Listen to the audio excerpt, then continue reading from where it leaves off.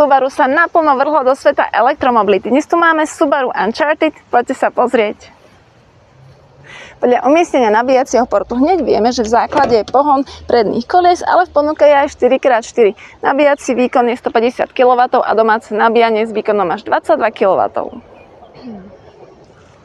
Na výber tu máte NMC batériu s kapacitou buď 57,7 alebo 77 kWh a nabijete ju z 10 na 80% za 28 minút a to je pri minus 10 stupňoch. Dojazdu môžete mať až 588 km a to si preveríme v teste. A pridajme si k tomu, že svetlá výška je 211 mm, čo je rarita medzi elektromobilmi. A pri pohone AVD v nepriaznivom počasí nastúpi X-Mode, ktorý si sám upraví trakciu. Podvozok je dynamický, typický pre Subaru. Auto výborne drží stopu v zákrute a silná stránka tohto modelu je veľmi nízka spotreba.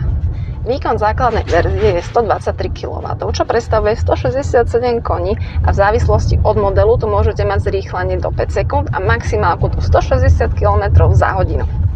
Na kompaktný elektromobil ponúka slušný úložný priestor kapacite 403 litrov. Máme tu šikovné dvojité dno, ktoré je polohovateľné.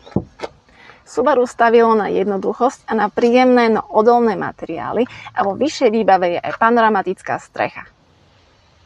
Predné sedadlo je nastavené podľa mňa, takže vidíte, že dostatočne veľa priestoru a máme tu k dispozícii aj šikovnú lakťovú opierku.